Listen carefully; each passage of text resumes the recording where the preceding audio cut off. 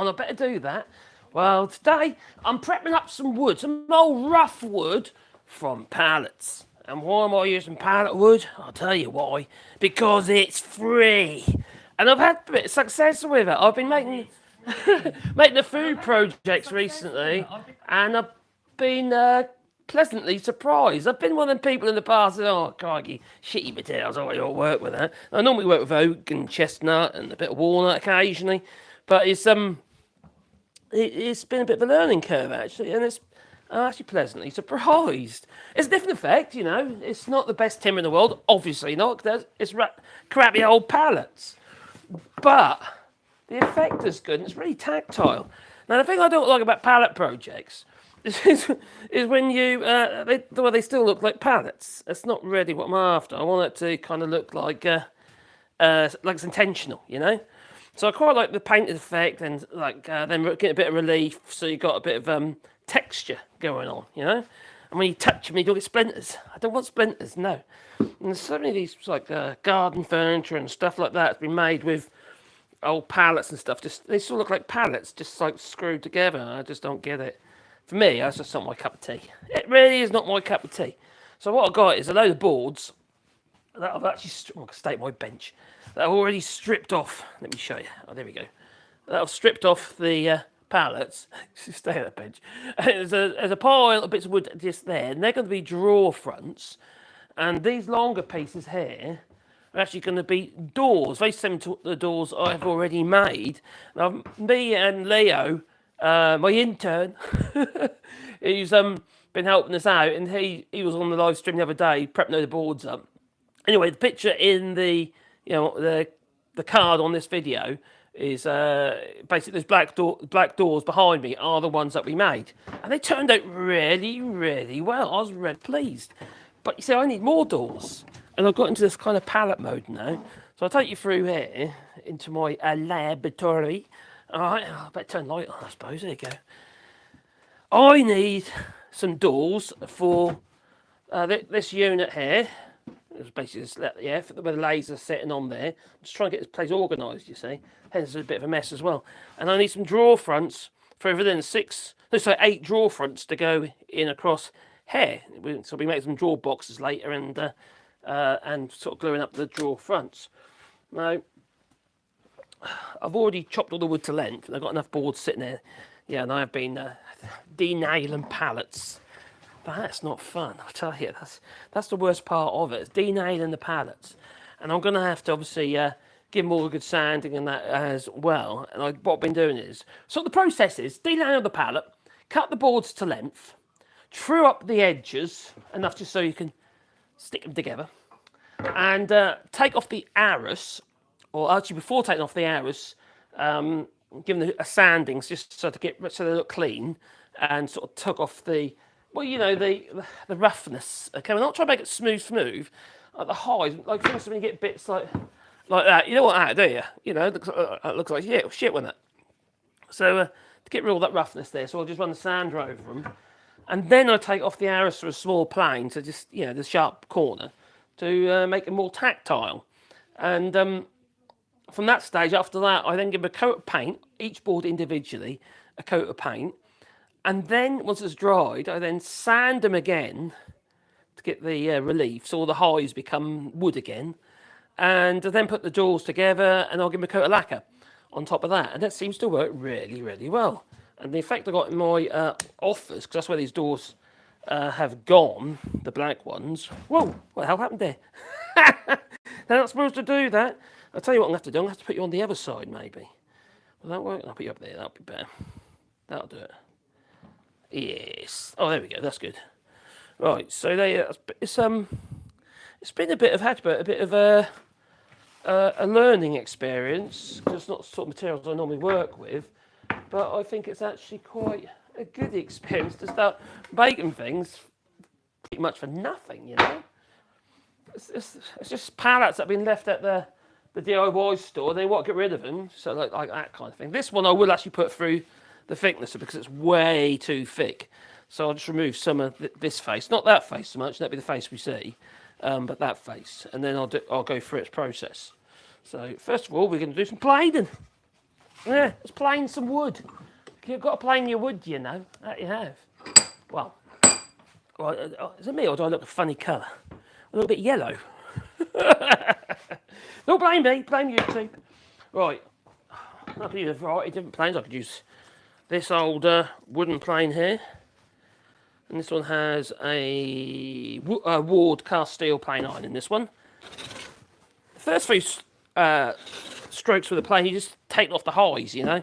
And it's a bit fluffy, so you kind of like, they've got all these fluffy bits come off first. It can clog the plane up if you're not careful, especially if your wood is a bit wet, like me. Wet in the head I am. But you know what things I like about these sort of projects where you actually use materials that would otherwise probably go on the fire is you just think everything I make out of old crappy timber like that, as long as you're happy with it, which I am, every project you make like that, well then there's less trees that have been chopped down, you know? Well, it won't be a whole tree, obviously, but you know, there's less need to chop the old trees down because I'm reusing, you know, instead of actually burning the blinking stuff. Because that happens. Yeah, is it in Ireland where they have that big stack of pallets? Is it Northern Ireland or Ireland? I can't remember now. Like the Orange Brigade or whatever it's called. Yeah.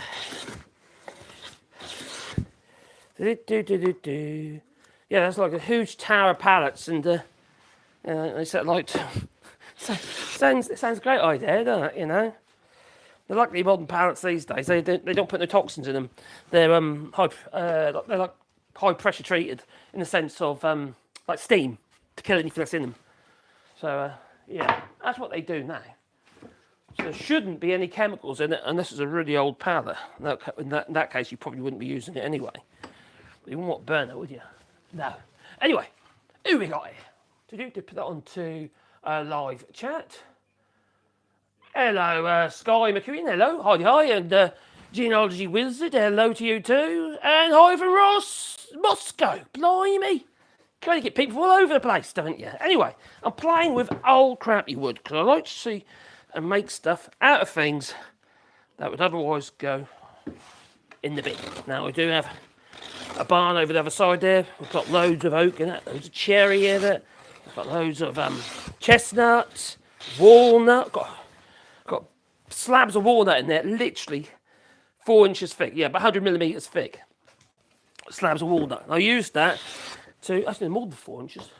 So I used that on my to build our bed. We did a walnut and cherry bed, which was very nice. Now, the only thing about pallet was it has been outside. You need to make sure it's dry, as in water dry. Not yeah, it's going to be dry as in wood dry, but the water itself, you try and plane that stuff when it's wet, it's all fluffy and that. You're not going to do a very good job. No, don't do what I just do. Don't pull the plane back after a stroke. You need to actually remove the shaving and then pull it back. You know, otherwise what happens is you drag the shaving back on the back of the plane and then it clogs the plane. Yeah, it's not very helpful. There you go. Oh, I like that plane. It's actually a very nice plane to use, that one is. I can't remember who's the maker again. Oh, I can't remember. It's a Norwich. It's from Norwich. Yes, Norwich. And it begins with C. Charlesworth or something, I don't know. Oh, quite I did know. Well, anyway, it's a Norwich wooden plane maker. From years gone by it is, yeah. I gave it a good old clean up, and then this was a bit wet. It's been raining a lot here, you see. And we brought them in yesterday, and this one's still a little bit on the wet side. So let's see how that planes up. Let's see if it clogs. It's not a lot good if it clogs, you know. No. It might not. Oh, no, it's not too wet. It's clogging a little bit. Because you get all these like sticky, you know, a little clog on the plane iron. Between the plane iron and the mouth itself. I do like to plane my wood. Oh, I do like to plane my wood. You know, something by the seaside or something like that. Oh, play my wood. Oh, play my wood. Do. That's what happens when you're working on your own. You start talking to yourself. And when the dogs come in, you start talking to your dogs. But that's normal, isn't it? You got to talk to your dogs, ain't you? Oh, talk about little dogs. My little Wally, he ain't very well at the minute. He's he barely stand, and he has fits. You see, epileptic fits, and they're starting to get too frequent. And we went to the vet, and the vet said we need to try him on this epilepsy drug. And although and they've actually overprescribed him a little bit. Actually, we checked it out. It's like it's giving them too much. He's a small dog, and as such, he's just knocked him for 6. Absolutely knocked him for 6. And we checked out the side effects of this particular dog drug, which is actually the same one they give humans, and it can make them clumsy. And in his case, it's made him very weak in his back legs. So he's like stumbling around all over the place at the moment. He's struggling. But you've got to put up with it for, or he's got to put up with it for like, it could be a week, 2 weeks. It should pass. Cross my fingers now, I'll tell you, because it's so horrible. We had to hand feed him today. He couldn't actually lift himself enough to eat from the bowl, which isn't very good. No, don't be wrong. Normally he's no problem at all. It's only after he's had this drug. But the fit stopped. You know, he hasn't had one since having this drug, so that's obviously a good sign. But you see, what they say is if you have too many of these fits and they get prolonged, you can get brain damage. And I've always said to Karen, it's almost like a little bit of Wally is being lost every time. Every time he has a fit, it becomes less and less coherent. So I got to a point where we had to, because we were treating it with hemp oil, THT, whatever you call it, I don't know. Anyway, hemp oil, and it's and that was helping. But I think it's we've been for the last year, but I think it's too bad now. He's getting old, He's nearly 15 years old, and considering all the problems he's had in the last few years, I think he's done pretty well. He's only a small dog. He's a Labrador and some kind of, some people say there's Staffy in them, but we don't know. All I know is that the mother was a Labrador, proper Labrador. And he's like that big, and comes from the mother which is like that big. But he's a funny little boy. He is. He's lovely, lovely little fella. I couldn't wish for a nicer dog. This is a wet one. I wonder if it's going to clog. This one's actually, this one's been treated. So that's the thing with some of these pallets. They say about treatment and stuff, and so they can cross borders and that. Well, this one's chemically treated, hence the colour. So it's like it's been tannalised. Now, tannalising is not like it used to be. It used to have arsenic in it, when they used to tannalise wood, and you end up with that funny green colour, and they used it in gardens and outdoor carpentry. They would actually, that wood would have, there's one particular treatment called, at the time it was osmosis, it was called, the brand name, which is also a process of chemical delamination and stuff in fiberglass. But anyway, this particular treatment had it got banned, it did, while the United Kingdom was in the EU. It was very good, in the sense that it was, this was good clogged, I'll show you. It's clogged, because it's wet. It lasted like 20 odd years. You could do an old Douglas fir or some kind of larch or whatever, the treatment would really work really well, prevent rot.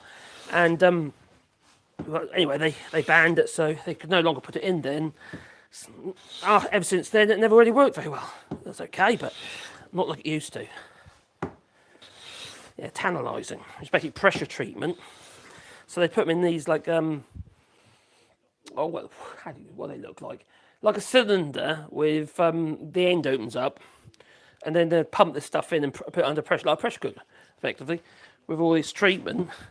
And the thing that used to always get me is that the company that I used to buy from, called Ellis Timber in Norfolk, they're Hevingham. I don't know if they're still there or not. Well, actually, not near Hevingham, they're in Hevingham. But anyway, Ellis Timber. And they'd open the vats up, and all this stuff would just drain out onto the concrete. There's no way it ended up where it's supposed to be. If you know what I mean? Just polluting everywhere.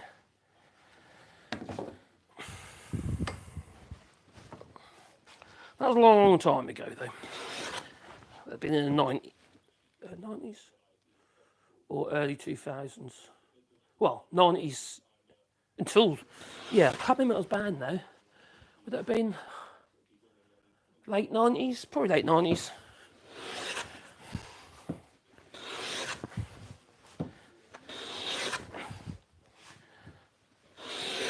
They do a treat timber here in France, but it's not very good. The treatment don't work. It's like it's been sprayed with something, not actually pressure treated.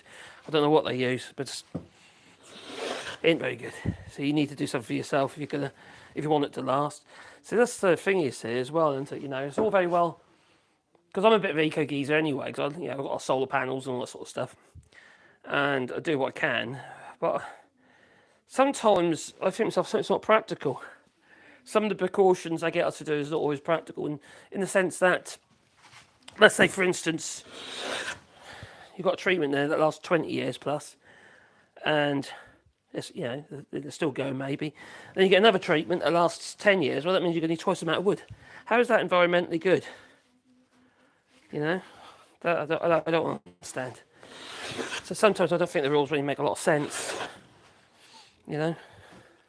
You gotta protect your wood. Yes, that's the missus. Do. Got loads of little short bits to do as well, so I've got to do all these. This is wet and all gold. Should really let it dry out, really, shouldn't I? So I won't be sanding the wet ones. That I won't. Do. Hello, Joe. Hey, I hope you're well. What's happening there? I can't scroll down. Why can't I scroll down? Oh, hang on. Maybe because I've got to go that way. Or that way. Here we go.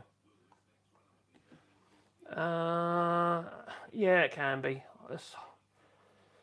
It's Northern Ireland. Oh, yeah, that's it. They usually put an Irish flag on it. Oh, I got you.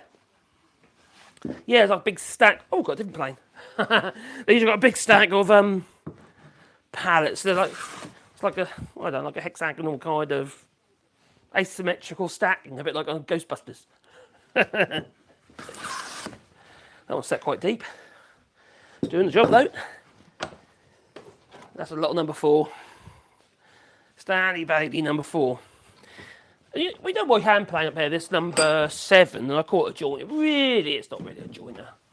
It's tri-plane really. Oh, crikey, they bashed it. Because jointer really should be over 24 inches.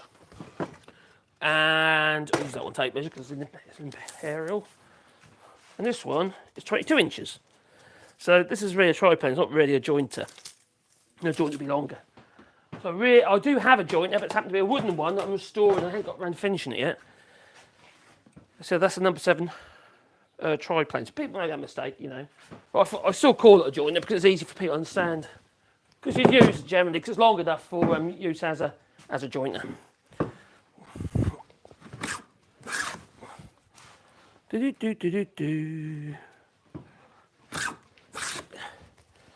Well, my intern was a very nice lad.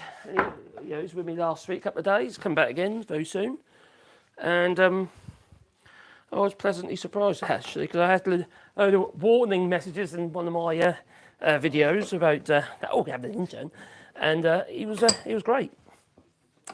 I was pleasantly surprised. I was. Can't be bad. So yeah, and we got on really well, which makes it easier.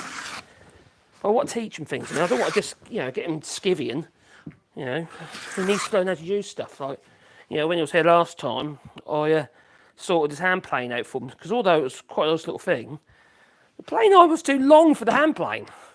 So there's no way of retracting the plane iron all the way. That was silly, and that was a footprint hand plane. But all in all, that wasn't a bad tool. But once I sorted it out, it worked really well.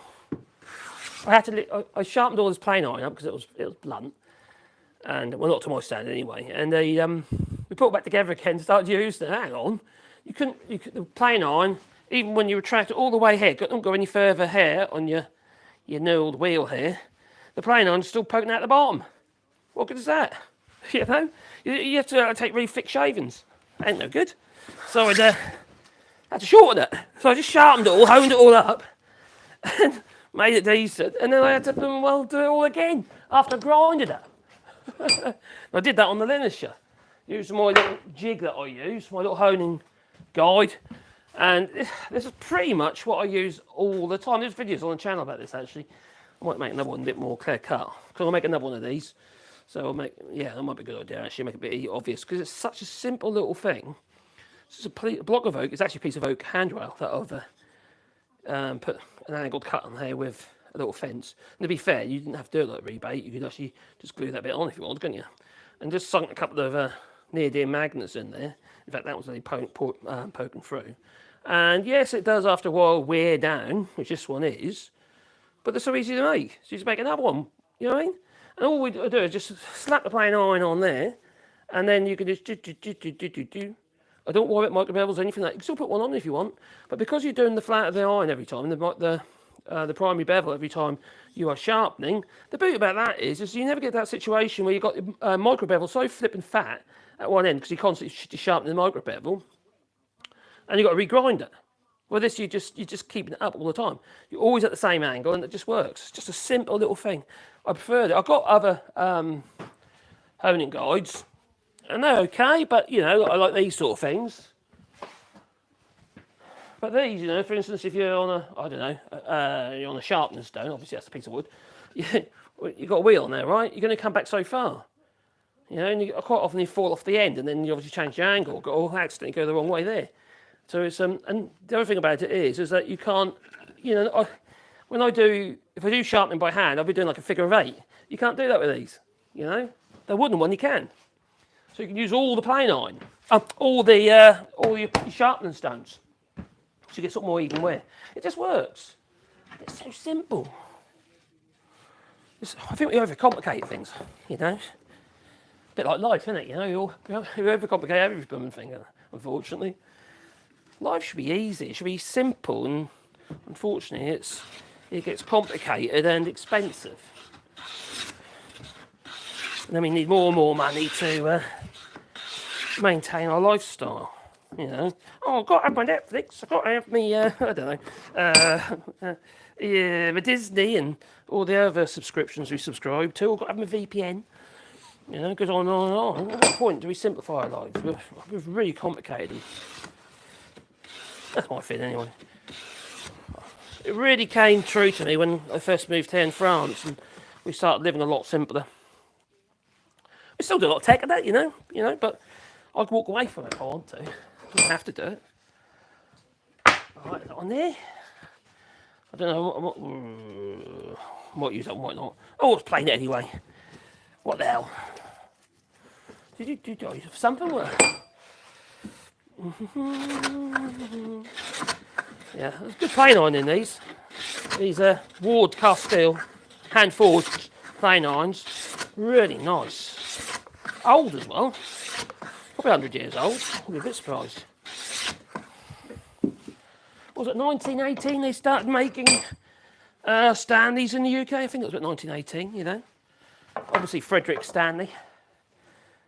And yeah. And Leonard Bailey, they're both dead. Well, Leonard Bailey died before Frederick Stanley did. And that's why we have the Bailey, because at the time the Bailey would start to become more prolific, more well known, was when Leonard Bailey was actually dead. And that was in honour of him. Because all these patents, you see. Leonard Bailey was the designer, he was the inventor. He's the one who came up with the lever cap, for instance. You know? That bit. That was Leonard Bailey.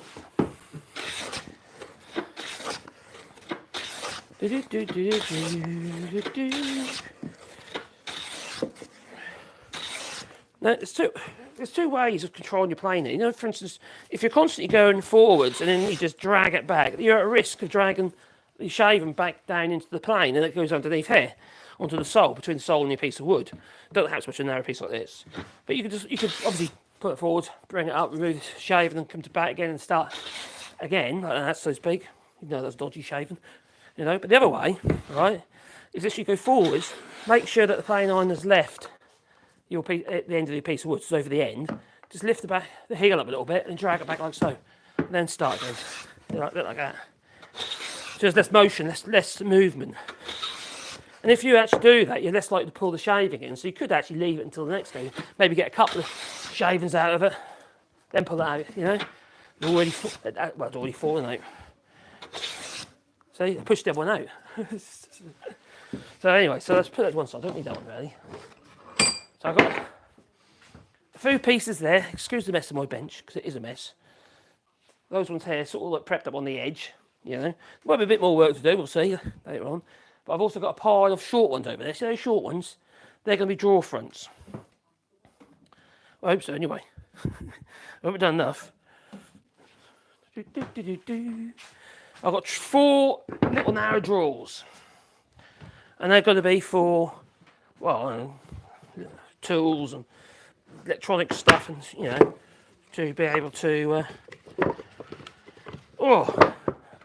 and these are just for the fronts. So I've got to decide what I'm going to use for the drawer boxes and, you know, like the bottoms of the boxes, but also the sides. Well, you could use pallet wood, I suppose, if I wanted to. It's quite a bit of work, though. Well, I actually quite like it for the drawer fronts, because it makes it a bit more interesting. I think it's actually quite pretty cool. There we go. I do like to be beside the seaside. I'm a bit landlocked here, though, so I'm not that close to the sea, unfortunately. I'm from Norfolk in the UK, and we quite often do the sea. I used to have a boat as well, and it wasn't that far. You know, Great Yarmouth was about 22 miles from where I used to live. So that was, you know, Braden Water, what have you, that was an easy one. Plus we had all the Norfolk Broads. Quite often used to go to Wroxham or on the other part of the river, you know, on the southern side we're going to, look on the Fern, doing Brundle. Then go out on Braden, do the coast. Been, you know, been told I've gone to the Netherlands, what have you, by boat. I've got my day skipper. And we're yacht masters, by the way. You'll believe that, would you? And a VHF radio licence. Things have changed, though. Actually, when I first started doing my VHF radio licence, that's when they brought this new system out where you had like a there's a red button you pressed, okay, and you choose the type of emergency. And in that list of emergencies is piracy. Which, at the time, I thought, piracy? We're doing piracy? And then you look what keeps going off, you know, regarding what goes off in the Middle East at the moment, where all those pirates, you know, African pirates are trying to steal boats. It becomes a little bit more, how to put it, obvious that it's actually quite important.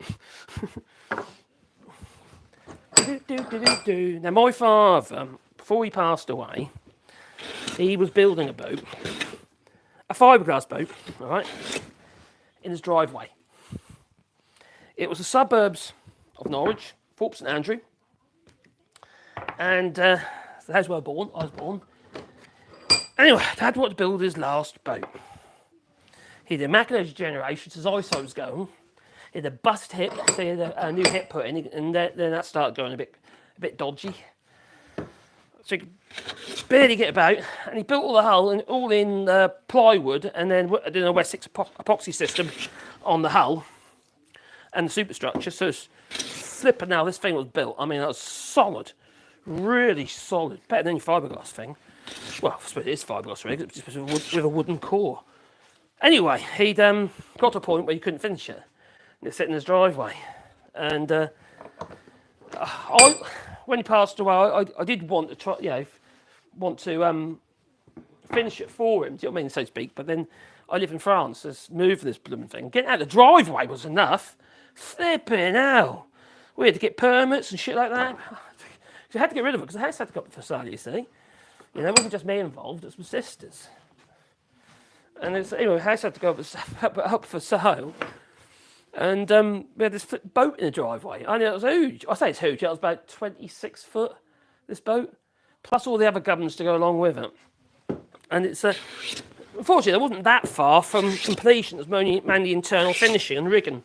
It was it's like a little small barge yacht, and the whole thing, the design, well, so it could go under all the bridges, but also you could take it onto the coastline if you wanted to. Do you know what I mean? It's really quite clever design.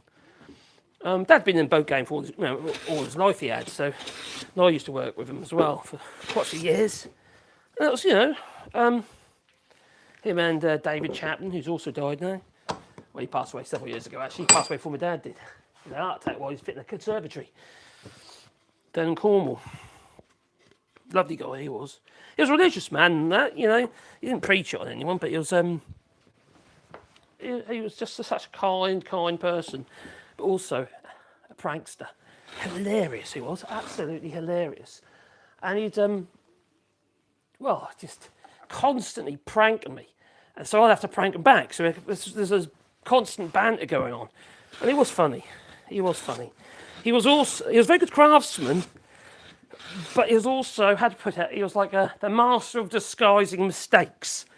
I mean, seriously. Oh, no matter how good you are, you're always going to have make mistakes, aren't you? Anyway, I was doing some work with him. I was doing the doing all the wooden trimming and what have you.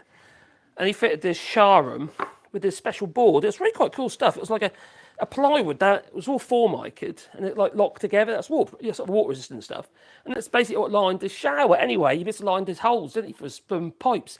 He didn't realise that the fitting where the pipes are coming through, the actual fitting sort of went back like so to the wall. And because of that, the hole where the pipe come through was too big. And you could see it. So he devised this thing that looked like it was meant to be there. And he did the same on both sides, even though it was only one side that was showing. Oh, dear me. He's the master of bodgers. But saying that, he also was a very good craftsman.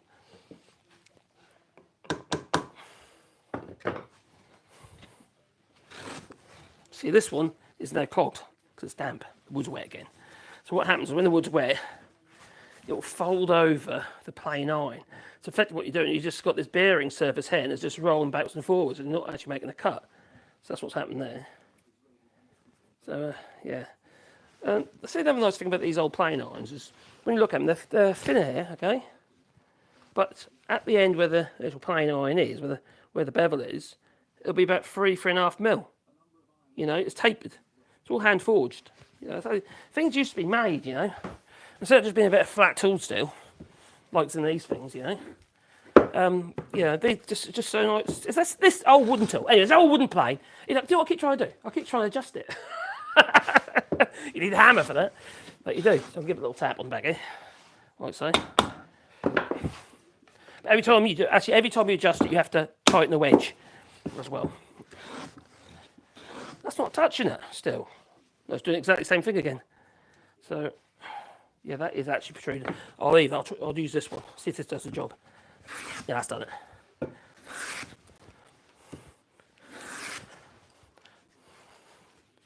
I do wish that the frogs on these tools, like here, for me, that's where I put my finger, okay, to steady the plane on.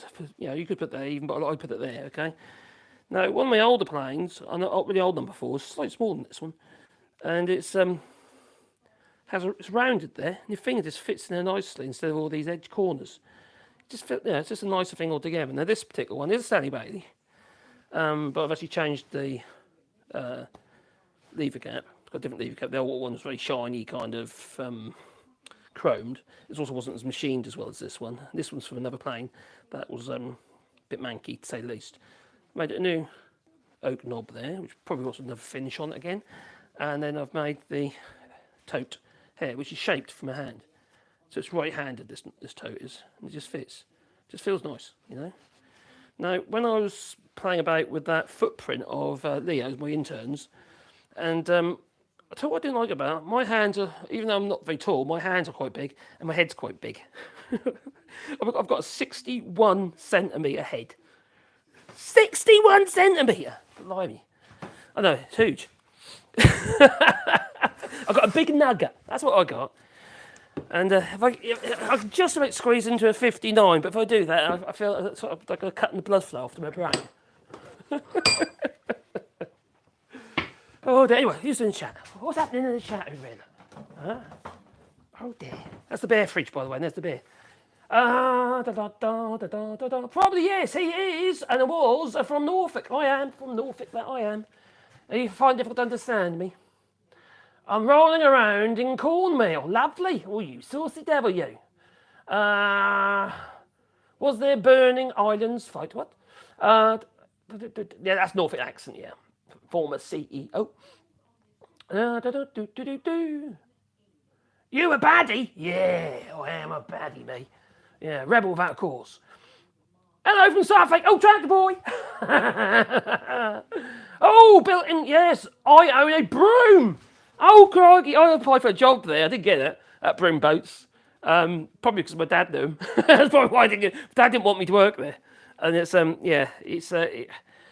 Boats. You just go over the old railway line. You got the Air pub on the right. You go inside there, and you got Broom Boats down the bottom. They're all over the place. That's where they were building the old big old brooms. Lovely boats. And they had it was a dry shed. It was so so it was brilliant place. And I went there for an interview years ago, and I didn't get that job. They missed out, I'll tell you. And broom boats, blimey. Hello. My dad used to have a boatyard down there as well years ago at Marjorie Enterprises. Long time. Shave your beard. I've kind of got used to it now. Took me ages to get used to it, and it's shorter than it was, down there kind of thing. But and then I dyed it purple, and then it turned to like a biscuit because the dye destroyed it, and I sort of grown it out now. So I don't know, might get rid of it. I don't know. Keep for the winter maybe, for Santa. I'm a Brazilian. Hello, Brazilian. Oh yeah, I hope you're well in Brazil. Oh, I heard what you did to old Elon Musk, crikey. You blocked him. I believe he's unblocked now, isn't he, with the X or Twitter, I like to call it. Hello, Stefan. My son's name is Stefan. It's like Stephen, but with an O. A broom, Ocean 37. That is a good boat.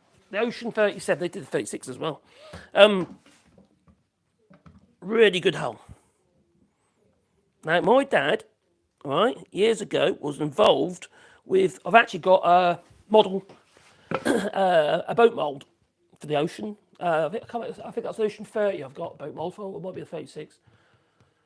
Anyway, my dad was involved with the plug to make the actual hull, the design, Because when you build a boat, a fiberglass boat, what you have, so I'm just jiggle you about a bit, there you go. What you have is a positive. You have to build a positive first. And they call that the plug. Now, these days, they'd build that using all sorts of materials, MDF, whatever, because it's easy to sand and finish. And also, they would use materials like plywood, all sorts of stuff. And you just like fill it and lacquer it and sand it, fill it, lacquer it and sand it. You end up with like a very heavy wooden blob. So you have one for your hull, and then you have one for your superstructures. There's two halves that come together. So you build the plug. That's what my dad was involved in building. And also Broad's Tours as well. He was involved with that one as well. Broad's Tours, the tour fleet in Wroxham. My dad was involved with that. They had problems with that, actually. They couldn't steer properly. The rudder was too small. But no, with the brooms now. Anyway, they make a plug, so like a model, a full-size model of the boat. Polish it all up to the nines, and then you release wax and stuff like that on the outside, and then they create the mould. So then you would end up with a negative of the actual end result and a negative of the plug. And from the mould, you then produce your hull, the mouldings. So yeah, years ago, I used to do fiberglass. In fact, there's a roll of fiberglass mat up there, another one in the shed over there. I did have some resin, but it's gone a bit jelly-like. So yeah.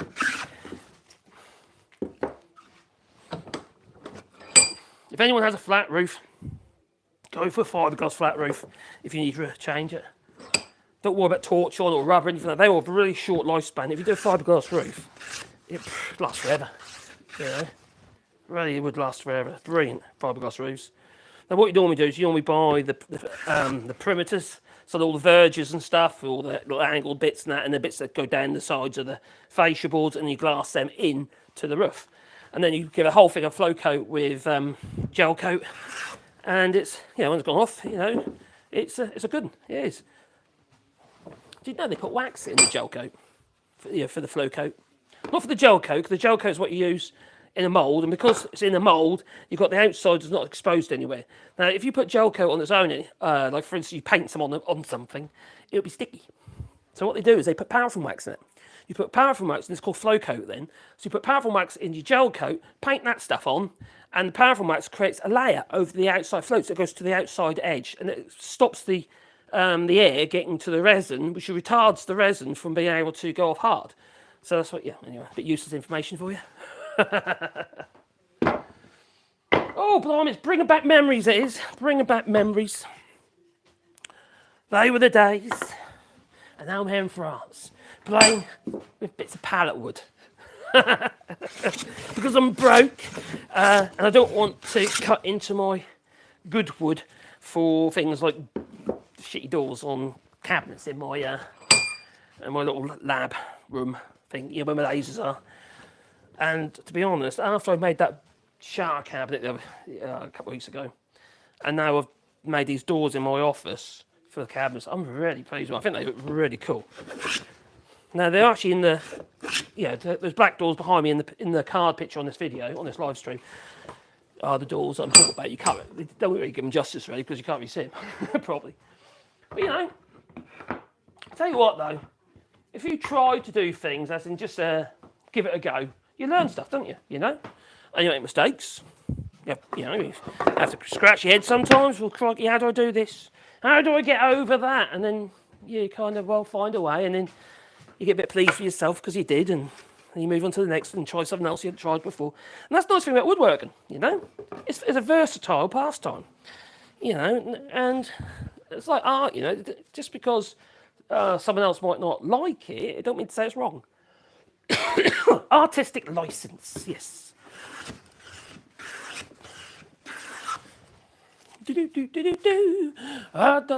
Crikey, yeah. Broome Ocean 37. Good boat, that is. Why settle in France? Why?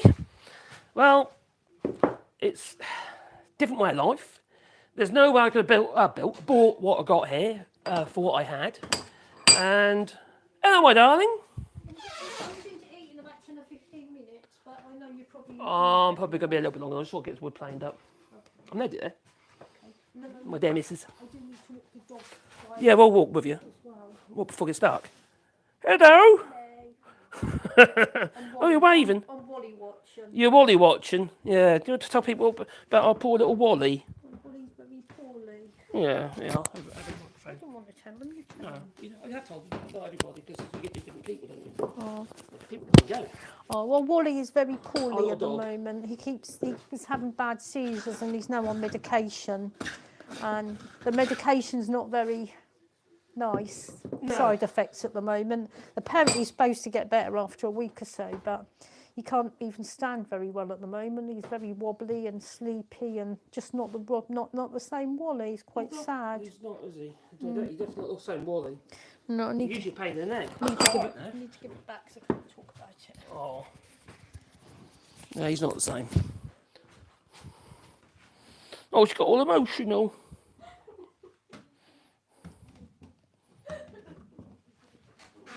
Well, I'm going to clock off in a second. I should have asked her that because she's now crying now. She's very worried. He should be right. We did do a lot of research on it, and apparently it's his body has to get accustomed to the drug, and he can barely stand on his back legs at the moment, which is horrible to see, you know.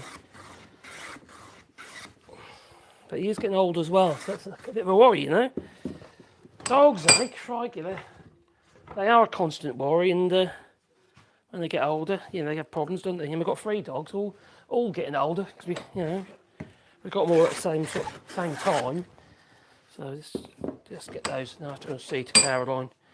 She's getting a bit emotional, understandably so. So you see what we'll do.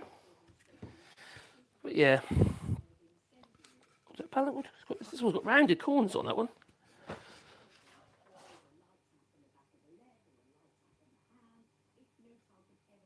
Yeah, crikey, would you say Broome's have closed down? Broome's closed. Broome's Yorkshire registrations always settled in France. Yeah, no, I like it here. Settled in France because it's different way of life. No way we could have bought what we have here for the money that we had, and just for change, and we've got to like it. You know, learning curve, definitely a learning curve. You know, paperwork, for instance, it's not so bad now, but it used to be terrible. You know, I've been there 14 odd years, but yeah, it was a good move, I'd say. Another reason is we've got 6 kids, all right, 11 grandchildren. Can you imagine what our house would be like in the UK? We escaped. That we did. We escaped.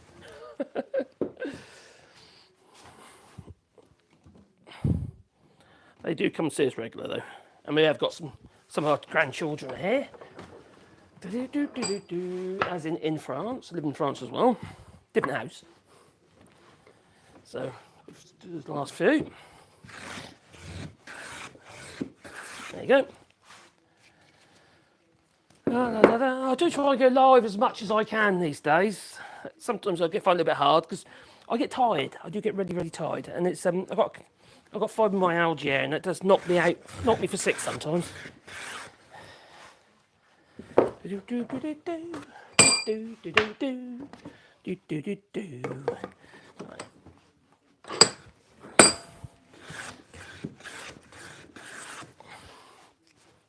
A lot of things actually changed quite a bit since we've been here as well. When we first came, there wasn't really a system in place for people, an easy system for people to set up business, and it was quite difficult. Like you have to prepay your taxes and all that sort of stuff, which was very difficult because you don't really know what you're going to be earning. At that point, you ain't earning anything because you just started. But anyway, Sarkozy brought out another system called the Auto Entrepreneur System, and that allowed small businesses to be, business creations. Very simple way of doing your taxation and that as well. So, I pay my taxes in here. I still pay some taxes in the UK, but the bulk of taxes I pay here. Would I go back? No. It'd be pretty serious for me to go back.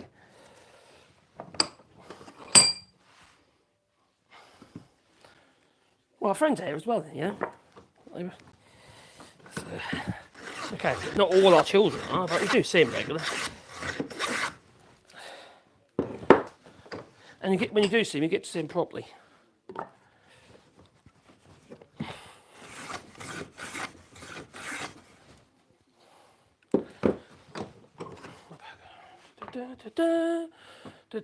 Yeah, hello Billy, hope you're well.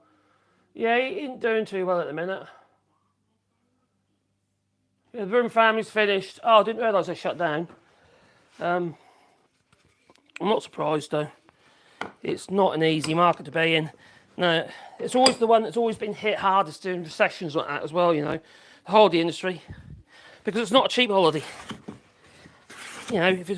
Prim's also made a lot of high fleet boats as well, wasn't just all private sector, but the marine industry was always the one that got hit the first, or one of, such as building and construction that as well. It's a very difficult and precarious business to be in. And expensive. Everything's expensive. So you can make a hell of a lot of money, but also you can lose a lot very, very quickly. And I've had, several boats in the past, and it's always been a bit expensive, I could afford them then, though.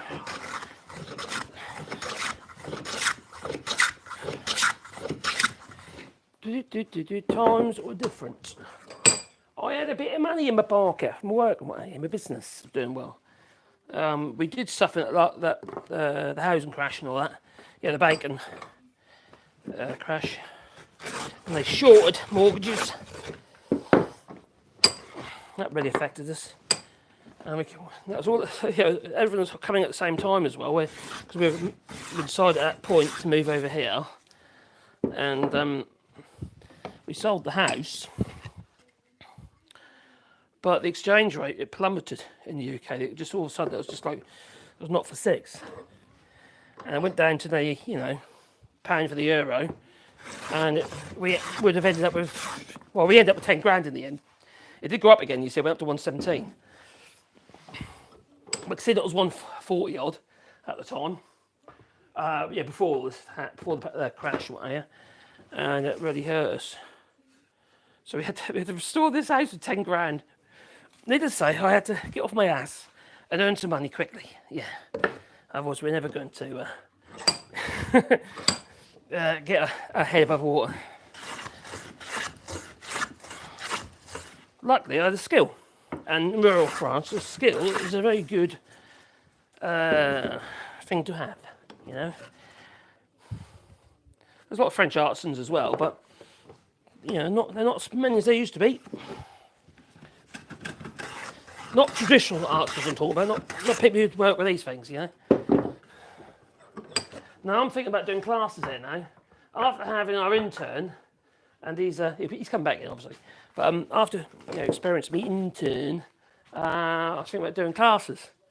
You know, I don't know, some extra voices around the bench, you know, and go from there. Anyway, I've got them planed up. I think I've probably done about 50 odd minutes. I'm gonna say toodaloo in a second, but yeah, let's see who's here. God, you used to have an old Viking, did you? Old Viking on the Thames. Blimey, these names bring, bring back memories.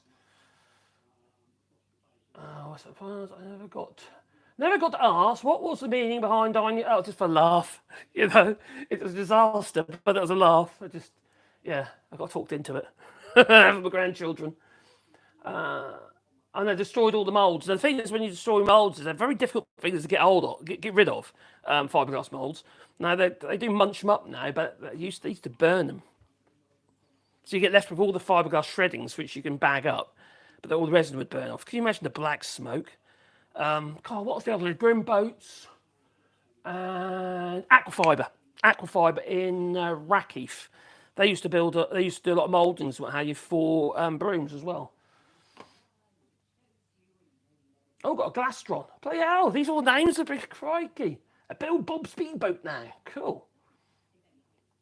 Oh, I don't have a boat anymore. I have the canoes and the kayaks. Yeah, I know. It's very worried about him actually. We're supposed to wait and see how it pans out, you know, even with all these side effects from these drugs for the dog. But he's my little buddy, you know. I don't like seeing him like it. You know, poorly. He's really poorly. He's still hungry, he's still eating his food, but he just can't bear weight on his back legs, which obviously causes all sorts of problems.